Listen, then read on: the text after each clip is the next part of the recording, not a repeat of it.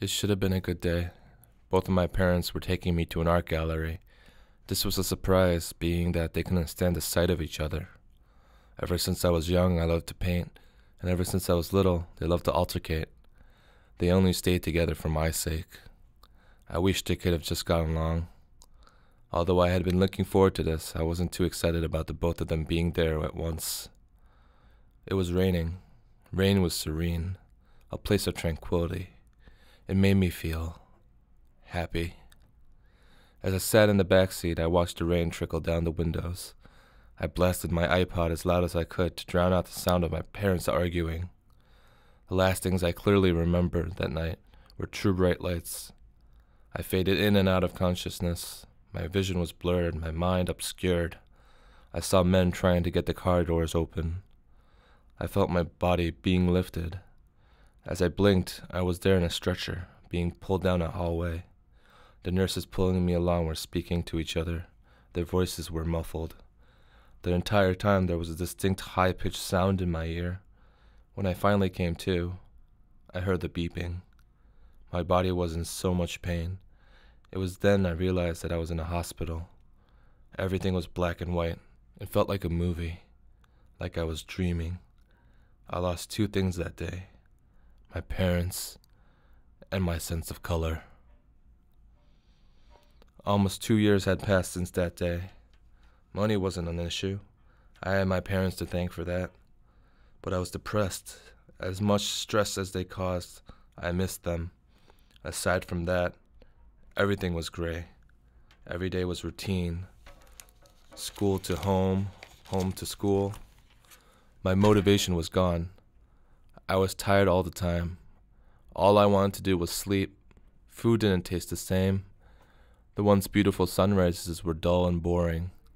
I couldn't express myself with paint the way I wanted.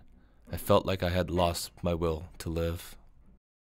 As I was on my way to school one day, I sat there on the train, looking around. Before the accident, people looked unique, but now, everyone was the same. Nothing stood out. No one looked original.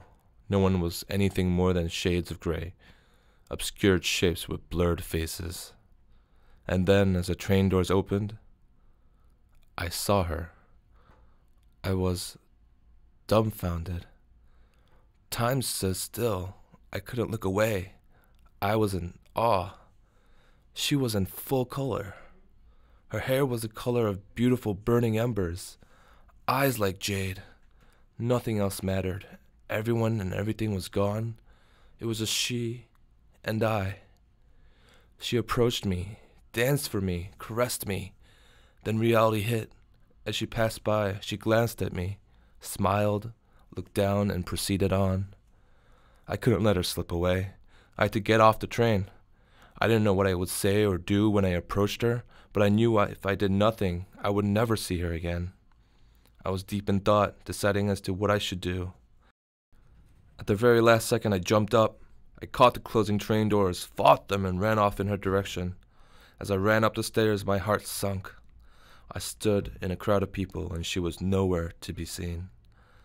Just as I was about to give up all hope, I saw trace amounts of color on a poster. She must have left a trail for me. I followed it, up and out of the subway. As I followed her paths, suddenly the colored object I saw began to lose its color. I started to run. If I lost this trail, I would never see her again. Finally, I saw her. She was right across the street, standing on the corner.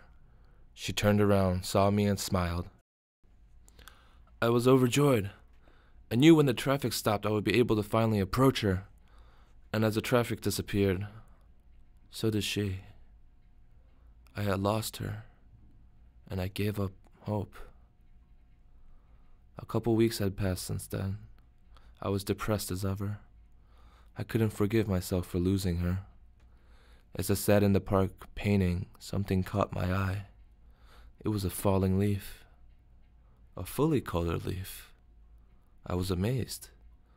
I arose and looked around in awe. The trees and skies had become so colorful and vibrant. Tears streamed down my face. As I turned around, I saw her walking in my direction.